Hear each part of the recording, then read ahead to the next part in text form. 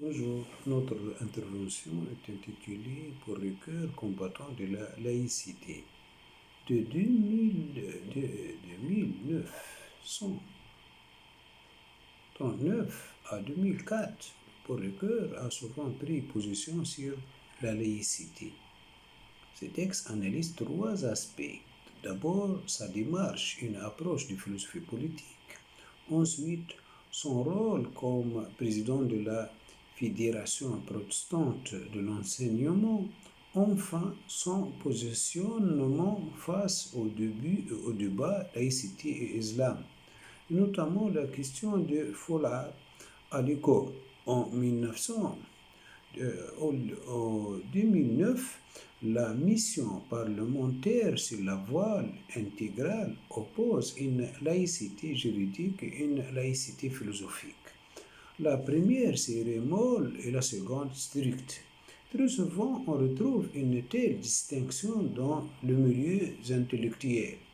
Mais quand il est question de laïcité philosophique, il s'agit en fait, du point de vue du philosophe, dite républicain, on donne alors à cette école de pensée une sorte de monopole philosophique sur la question.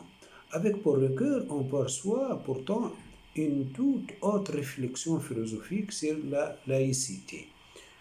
Euh, j'ai traité ma communication avec le combattant de laïcité car sa pensée et ses engagements sont liés. En 1939, à 26 ans, il traite publiquement de la question socialisme et laïcité. Après la Seconde Guerre mondiale, il mène en cohérence avec sa théorisation philosophique un combat laïque dans le but de mettre fin au dualisme école publique, école privée. Enfin, le nouveau contexte de rapport laïcité-islam le conduit à revenir sur le sujet en 1995 et à prendre notamment position en 2002 et 2004 sur la mesure d'interdiction de porte de signes religieux ostensibles à l'école publique. Il indique lui-même d'ailleurs que la laïcité, dans son sens le plus riche, est un combat dans ce domaine-là. Aussi, son parcours va du texte à l'action. Je vais structurer mon exposé en trois points. Une approche de philosophie politique de la laïcité, un point de vue protestant, c'est-à-dire laïque et chrétien, de la fin du dualisme. Troisièmement, une approche philosophique. Euh, quelle laïcité face à l'islam? Premièrement, une approche de philosophie politique. L'approche de la laïcité s'opère chez Ricoeur dans le cadre d'une philosophie politique. En 1939, le jeune professeur de philosophie veut se situer dans la continuité du programme républicain et socialiste. Il définit ainsi la laïcité, la neutralité nécessaire de l'État en matière philosophique et religieuse, garantie de la liberté de conscience. En 1957, en pleine querelle scolaire, Ricoeur rattache la cause de l'école laïque à celle de l'État moderne, issue de la diversité de croyances et de la rupture de l'unité de loi et de la foi. En 2004, dans une conférence qui marque sa dernière intervention sur le sujet, il considère la laïcité comme un concept politique impliquant la séparation de la société civile et de la société politique. La définition de 1939 n'a rien de très original. Mais de ce moment-là, Ricoeur note une difficulté liée à la distinction entre le public et le privé opérée par l'État laïque. Certes, cette distinction est nécessaire car, d'une part, elle différencie cet État de la tyrannie spirituelle exercée par le régime politique hitlérien et stalinien. D'autre part, elle constitue le modus vivendi qui permet les rapports sociaux dans un monde tiraillé entre de multiples croyances et incroyances. Et elle s'oppose à l'impérialisme qui est la tentation de toute mystique, athée, raciste ou religieuse. En même temps, Ricoeur estime que cette distinction est fragile car toute croyance forte et sincère vient colorer et inspirer la vie tout entière. On a cru que la science allait permettre de résoudre le problème. Cela ne peut être car la science explique le monde, elle nous permet de connaître sa structure, ses lois, son histoire. Mais le sens de la vie est autre chose que son explication.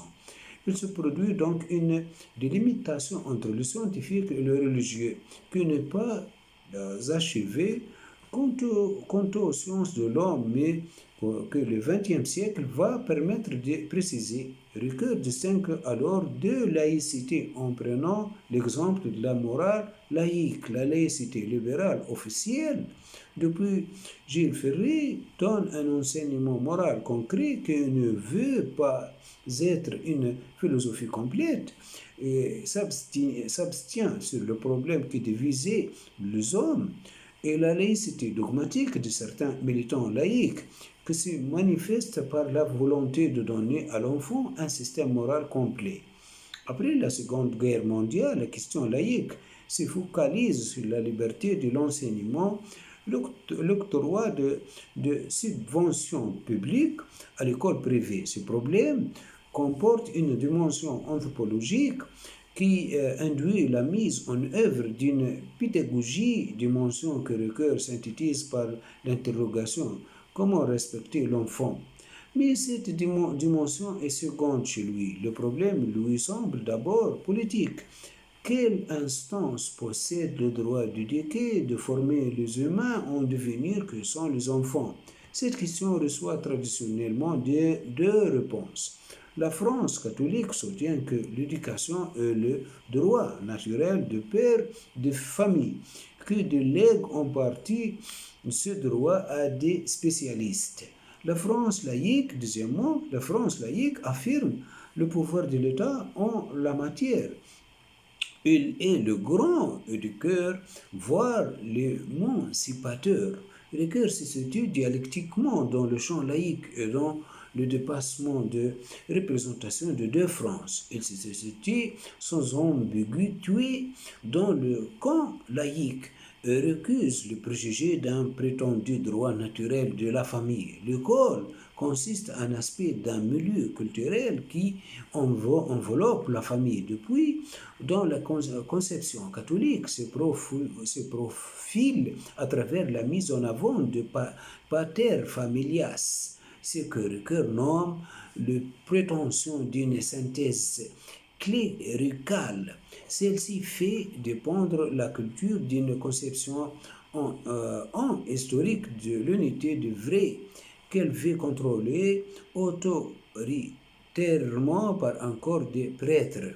Le philosophe estime donc légitime l'aspect anticlérical de la lutte contre telle prétention. Il se veut d'autant plus un combat de la laïcité que pour lui le grand totalitarisme du XXe siècle, hitlérisme et stalinisme, exerçait une dictature philosophique et culturelle comparable à celle du cléricalisme. En conséquence, l'État politiquement libéral et laïque est le meilleur garant de la liberté civile et religieuse.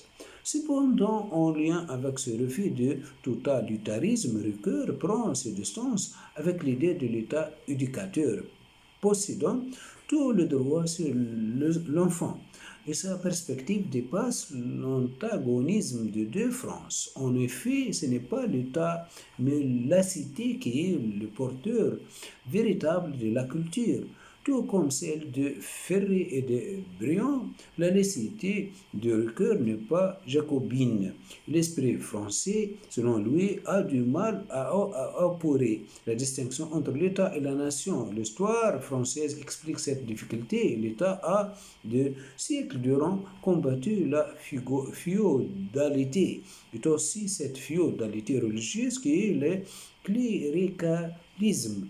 L'école, pour lui, doit être doublement laïque. L'école est d'abord laïque au sens où elle est l'État. Elle est neutre par reflet de la laïcité de l'État.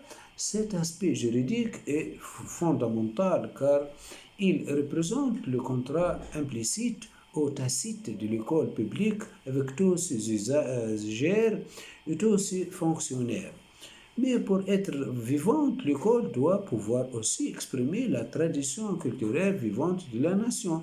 Elle ne doit pas seulement transmettre un savoir acquis, mais également être l'écho du savoir qui s'est fait. De même, elle n'est pas seulement le conservatoire de la morale accuse, mais aussi le banc d'essai de la moralité en marche. Pour le cœur, c'est à ce niveau que se trouve le sens le plus profond du terme laïcité. Il s'agit de la confrontation de deux spiritualités qui coopéraient au mouvement de la culture, laïcité de foisonnement et d'affrontement qui constitue le combat pour la vérité résultante de ces forces au travail. La distinction entre État et nation va se transformer en 1995 en distinction entre État et société civile. Cela permet de résoudre les difficultés que Ricoeur voyait dans la distinction entre public et privé et d'élargir sa notion de laïcité de confrontation. Reprenons alors de façon plus formalisée sa réflexion des années de 1950. Ricoeur insiste sur l'existence de deux usages différents du terme laïcité.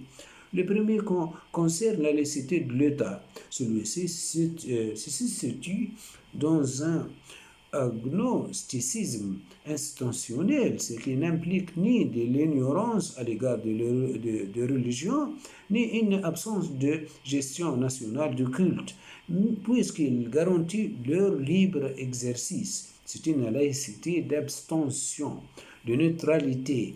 César a seulement à être juste. Le deuxième usage connote une laïcité dynamique, active, polémique dans la société civile. Elle dépend de la qualité de la discussion publique, dont le critère et l'éthique communicationnelle de Habermas. La société civile a l'obligation de composer avec la pluralité des options propres aux sociétés modernes.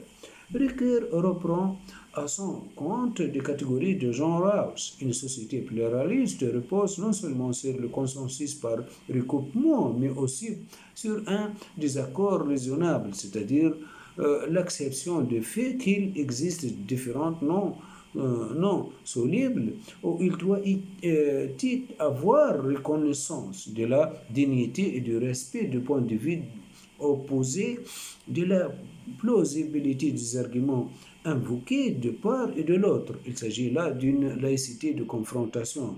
L'école représente une laïcité tierce, équidistante à l'égard de ces deux laïcités. Elle doit comporter un élément de laïcité d'abstention en tant que service public délivré par l'État.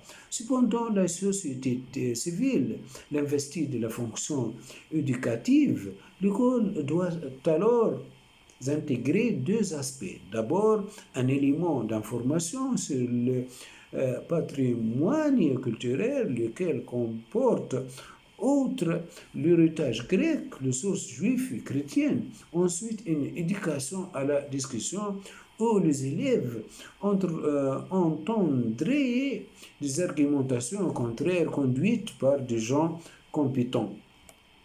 L'école se trouve dans une situation stratégique car la laïcité d'abstention et la laïcité de confrontation ne sont pas pour le cœur de laïcité juxtaposée. Il existe une circularité entre elles. Le philosophe affirme même que la première ne vit que grâce à la seconde, car c'est à partir de la laïcité de confrontation que peut se produire une certaine convergence de convictions, où l'État pourrait être globalement neutre, alors qu'il ne pratique jamais complètement la laïcité d'abstention. Deuxièmement, un point de vue protestant, c'est-à-dire laïque et chrétien, de la fin du dualisme scolaire.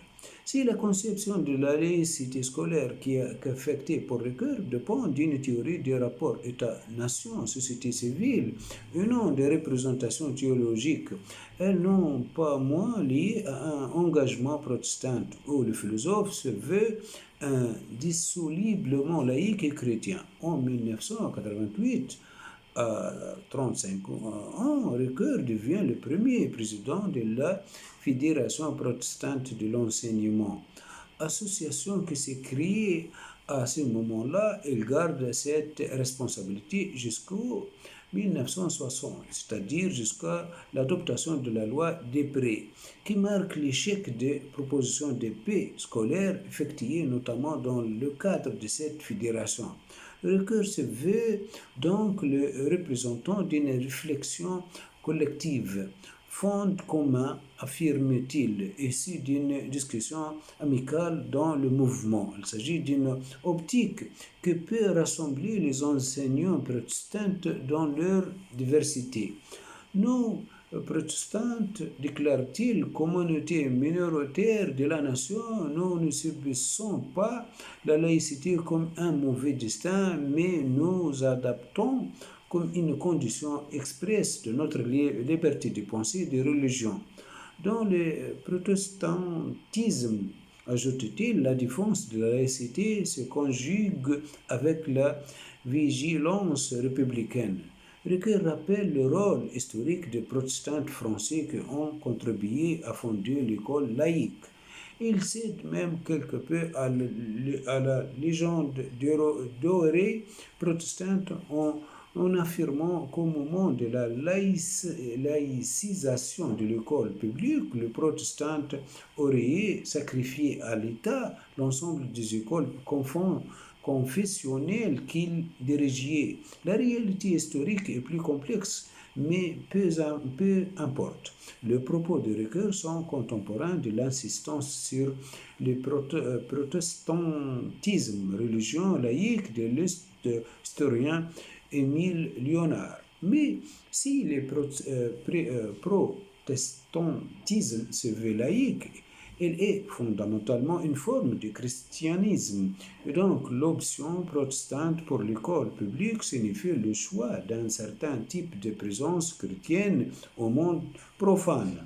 Un des thèmes principaux de Ricoeur est qu'il faut devenir un chrétien de plein vent.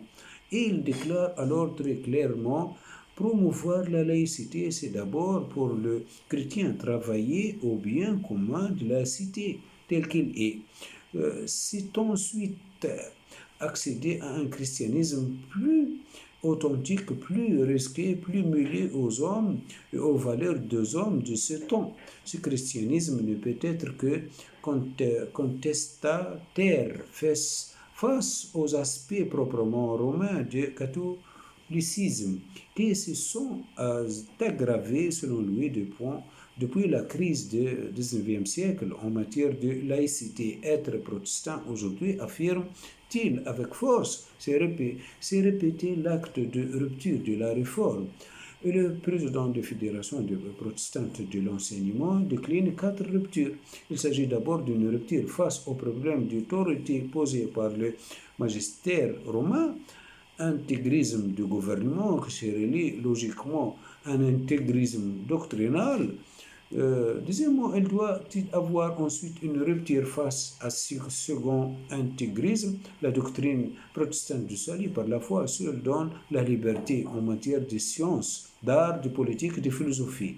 La troisième rupture concerne la façon dont le magistère définit en matière de mœurs, les conditions de l'ordre social. Elle s'avère une source de friction toujours latente avec l'État laïque. Enfin, la dernière rupture s'opère avec la prétention cléricale à unifier et englober la vérité et un interventionnisme culturel qui conduit les scientifiques catholiques à des prudences et à des silences. Cependant, Ricoeur souhaite voir les protestants être très compagnons de route pour toute entreprise catholique correctement ajustée à la réalité du monde moderne, soucieuse de ses origines publiques et consciente de la glorieuse liberté des enfants de Dieu. Il participe lui-même à l'aventure collective de la revue Esprit et incite son mouvement à étudier l'enquête effectuée par cette revue sur la question scolaire ainsi que les propositions qui ont résulté. Tout en rappelant qu'il a enseigné dans les deux types d'enseignement. Il a été professeur au collège de Chambon, un des rares établissements protestants. Le recueil de ces années-là est hostile à la liberté de l'enseignement pour trois raisons. D'abord, elle est la transposition de la liberté concurrentielle d'un marché économique. Un militant socialiste chrétien dans la lignée d'André Philippe, Ricoeur est relativement imprégné par le marxisme. Ensuite, dans la conjoncture où les écoles privées ne pouvaient plus faire face à leurs charges, cette liberté implique l'octroi de subventions, ce qui lui semble impensable dans la conjoncture française. Enfin, elle constitue un enfermement dans un ghetto conventionnel par la constitution d'un îlot chrétien face à la société sécularisée. Ici, la sécularisation est marquée d'ambivalence et fait de la conception de la divinité dans la religion chrétienne. Elle charrie avec elle le désir de devenir Dieu. Elle est de loin préférable pour l'acte de foi à la chrétienté médiévale. Par ailleurs, Ricoeur, à titre personnel, est hostile à la perpétuation indéfinie du statut spécial de l'Alsace-Moselle, rappelant qu'il enseigne alors à Strasbourg. Celui-ci donne aux religieux un statut officiel et fait de la religion une affaire d'État. En Alsace, à une religion comme à un sexe, ce qui n'est favorable ni à la liberté ni à la vérité. Le régime local cumule les deux vices qui ailleurs sont dissociés du même et même opposés, le vice étatique et le vice clérical. L'État là renonce localement à sa laïcité pour se faire plus conventionnel et s'associer aux fonctionnaires du culte. Cependant, la population locale est opposée à une absorption dans le régime général actuel. L'Alsace-Moselle constitue donc une raison supplémentaire de sortie de l'impasse. La solution qui permettrait est une intégration de l'école privée dans l'enseignement public et la fin du statut spécifique Alsace-Moselle. Série de nationalisés sont étatisés. Dans une optique proche d'esprit, Ricoeur prône un quatrième pouvoir, le pouvoir de la nation enseignante. L'université, au sens de tous les degrés d'enseignement, aurait un statut autonome par rapport à l'État et serait gérée de façon tripartite par un maître représentant de l'État.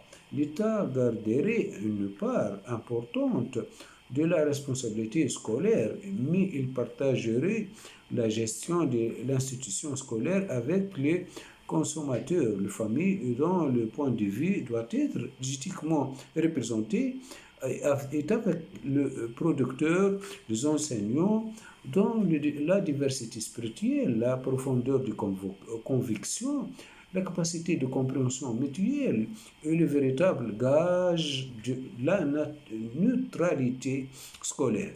C'est cette école nationale qui, selon Ricoeur, professerait une laïcité ouverte étant rassembleuse. Elle pourrait exiger du crédit, échapper aux luttes politiques mesquines et réaliser la grande réforme de l'enseignement qui la sauverait de l'asphyxie. L'expression de laïcité ouverte indique donc clairement une solution qui, grâce à l'ouverture, permettrait de mettre fin au dualisme scolaire et au statut spécial de l'Alsace-Moselle. par une victoire accommodante de l'école publique laïque. Il n'est pas possible, bien sûr, de savoir si une telle solution pouvait prévaloir. Ce qui est sûr, c'est que sa non prise en considération s'est traduite par la perpétuation de régimes spécifiques Alsace-Moselle-Mosellan et par les échecs ressentissants pour le camp laïque de la loi d'Hébré et de la Déroute de 1984. Le recueil de 1995 prend son parti de la nouvelle situation. 30 ans après Vatican II, s'il conserve des réserves à l'égard du régime du gouvernement de l'Église catholique, il admet que ces autorités ont renoncé à leurs prétentions monopolisatrices de la vérité. Surtout, il ne met plus en cause la liberté de l'enseignement. Au contraire, il s'en sert comme un argument dans un débat implicite avec les philosophes républicains. Ceux-ci affirmaient que l'école doit être soustraite à la société civile, tout en se montrant favorable à l'existence d'une école privée. Pour que, deuxième manière, le fait même d'un État laïque reconnaisse dans sa constitution la liberté de l'enseignement montre bien que celui-ci n'est pas entièrement défini par la fonction publique et que la société civile ait sa part. Voilà en près d'un demi-siècle une nette évolution qui coexiste avec la continuité de refus d'une laïcité dogmatique. Cependant, les philosophes n'emploient plus l'expression de laïcité ouverte, peut-être parce qu'elle a été utilisée socialement de mille manières. Troisièmement, quelle laïcité face à l'islam? Le texte de 1995 témoigne également d'un double élargissement de la réflexion de recueil en lien avec les études sur la laïcité qui sont publiées à ce moment-là. D'une part, il faut penser la laïcité à un niveau international. D'autre part, la laïcité est en effet une laïcisation. Il faut l'envisager dans son processus socio-historique. Dans le cadre de cet exposé, je ne retiendrai que ces seconds aspects qui permet aux philosophes d'introduire la question du rapport laïcité-islam dans une perspective historique. Je privilégie ici la conférence de 2004 sur le propos tenu en 1995 sur la libre opinion du monde qu'il a signé avec Monique Cantor-Sperber en décembre 2003. Dans cette conférence de 2004, Ricoeur indique qu'il ne faut pas aborder trop tôt cette question, car l'évolution en cours de la laïcité française montre qu'elle porte toujours la marque de son histoire conflictuelle. Certes, en 1905, un compromis a été trouvé dont les églises ont été bénéficiaires. La parole religieuse a été libérée et le camp laïque a admis que la religion puisse se déployer dans l'espace public, être un partenaire de la discussion publique sur fond de sécularisation.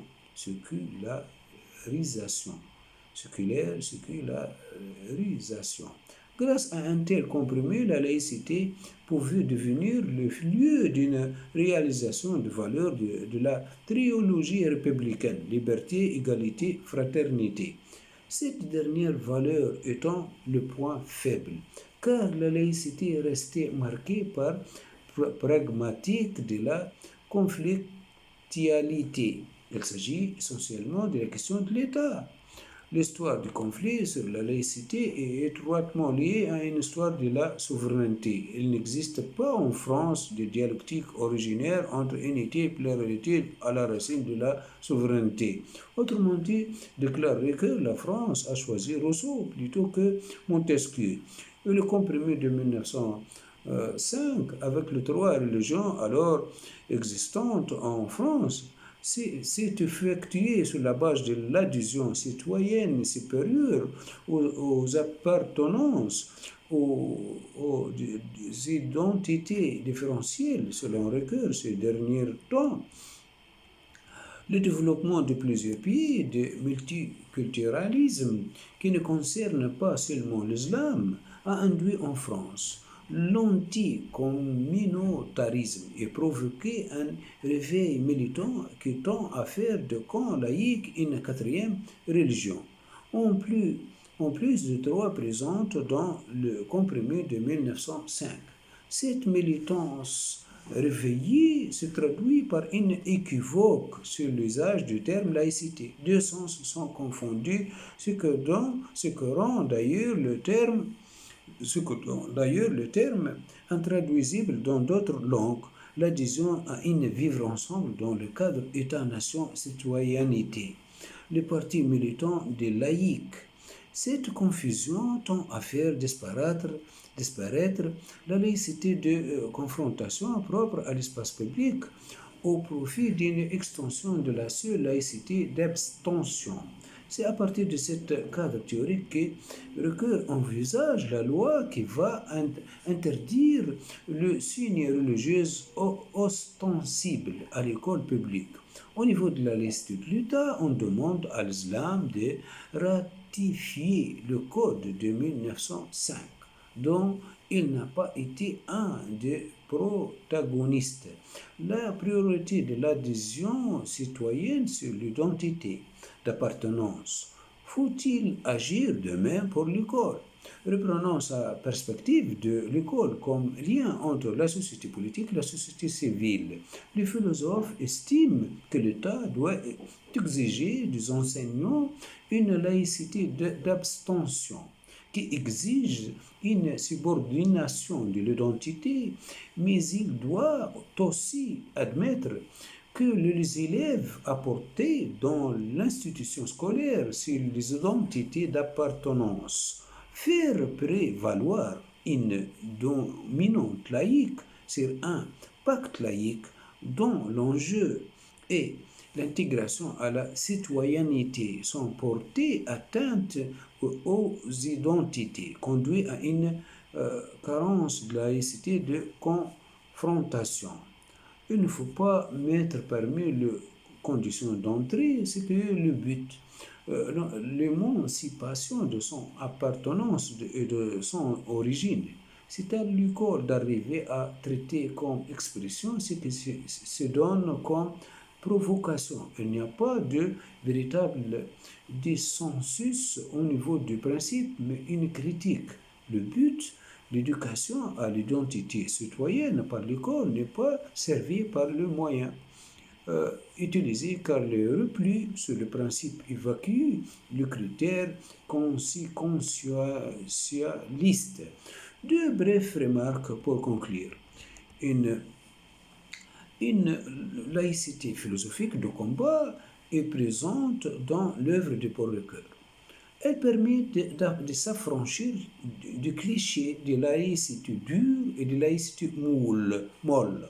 Cette laïcité molle, euh, cette laïcité ne saurait entrer dans la catégorisation simpliciste.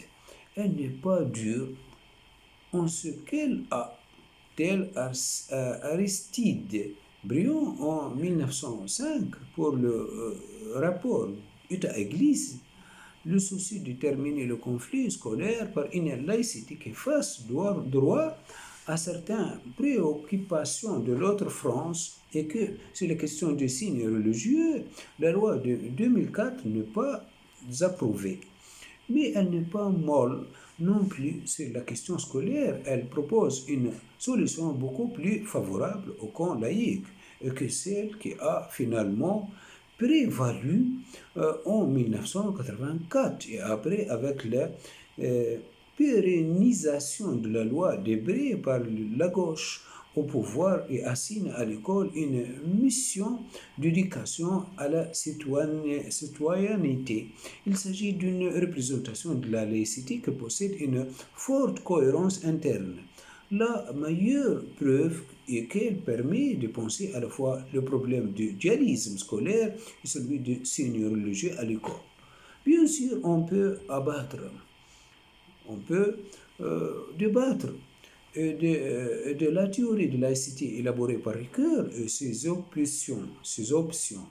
Mais quelques options que l'on est sur, sur sa théorisation et sur prise de position. Il me semble qu'elle présentait un double intérêt. D'une part, le débat actuel sur la laïcité manquait d'assises intellectuelles et font preuve de confusion. Ainsi, la sphère publique liée à l'État et à l'espace public de la société civile sont souvent confondues. Ricoeur le distingue avec une grande cohérence en exprimant l'idée d'une laïcité scolaire tierce. Il laisse ouvert le débat sur le corps. Ensuite, il a su être un combattant de laïcité, critique à l'égard des honoraires qu'il percevait dans la laïcité dominante de son temps et inventif dans les solutions à apporter. En matière de laïcité aussi, elle a su allier la conviction et la critique de ce double engagement laïque. Nous avons peut-être plus que jamais besoin. Laïcité de Ricoeur fait la distinction finalement entre laïcité de l'État et laïcité dans la société. Pour Ricoeur distingue deux usages de laïcité selon qu'elle s'appliquait à l'État ou à la société. La première condition, la seconde, mais en l'absence de la seconde, la première perd sa raison d'être, permettre à chacun de prendre part à une vie sociale portée par le dialogue libre et vivant. Cette distinction entre deux manifestations de la laïcité permet de mieux situer la laïcité scolaire dans une position intermédiaire entre l'État et la société. Il y a dans la discussion publique une méconnaissance de différence entre deux usages du terme laïcité. Sous le même mot sont désignées en effet deux pratiques fort différentes, laïcité de l'État d'une part et celle de la société civile d'autre part. La première se définit par l'abstention, c'est l'un des articles de la Constitution française. L'État se reconnaît ne subventionne aucun culte. Il s'agit là du négatif de la liberté religieuse dont le prix est que l'État, lui, n'a pas de religion. Cela va même plus loin. Cela veut dire que l'État ne pense pas et qu'il n'est ni religieux ni athée.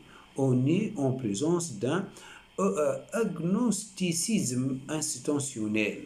Cette laïcité d'abstention implique en toute rigueur qu'il y a une gestion nationale de culte, comme il y a un ministre de Poste et de télécommunications. L'État a notamment une obligation de maintenance à l'égard des édifices religieux qui sont, depuis la séparation de l'Église et de l'État, la propriété de ce dernier. Ce devoir qu'exerce l'État fait que la séparation de deux instances ne se fait pas dans l'ignorance réciproque, mais par une délimitation rigoureuse de leurs rôles respectifs. Une communauté religieuse doit prendre la forme d'une association culturelle dont le statut est public, qui obéit à une certaine loi quant à la sécurité, quant à l'ordre, quant au respect des autres, etc.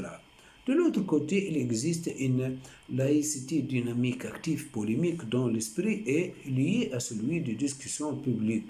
Dans une société pluraliste comme la nôtre, les opinions, les convictions, les professions de foi s'exprimer et se publier librement.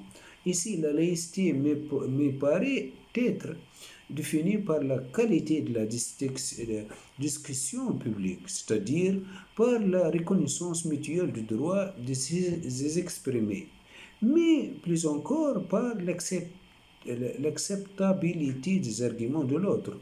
Je rattacherai volontiers cela à une notion développée récemment par Rawls, celle des désaccords raisonnables. Je pense qu'une société pluraliste repose non seulement sur le consensus par recoupement qui est nécessaire à la cohésion sociale, mais sur l'acceptation du fait qu'il y a des différents non solubles. Il y a un art de traiter ceux-ci par la reconnaissance du caractère raisonnable des parties en présence, de la dignité, du respect du point de vue opposé, de la plausibilité des arguments invoqués de part et de l'autre. Dans cette perspective, le maximum de ce que j'ai à demander à autrui, ce n'est pas d'adhérer à ce que je crois vrai, mais de donner ses meilleurs arguments. C'est là que s'applique pleinement l'éthique communicationnelle de Jürgen Habermas. Si je n'ai pas encore parlé de l'école, c'est parce qu'on arrive toujours trop vite à cette question, sans avoir au préalable pris la précaution de distinguer les deux formes de la laïcité. La négative d'abstention qui est celle de l'État, la positive de la confrontation qui est celle de la société civile. Or, ce qui rend très difficile le problème de l'école, c'est ce que celle-ci se trouve, se trouve dans une proposition mitoyenne entre l'État, dont telle est une expression en tant que service public. À cet égard, elle doit comporter l'élément d'abstention qui lui est propre et la société qui l'investit de l'une de ses fonctions les plus importantes, l'éducation.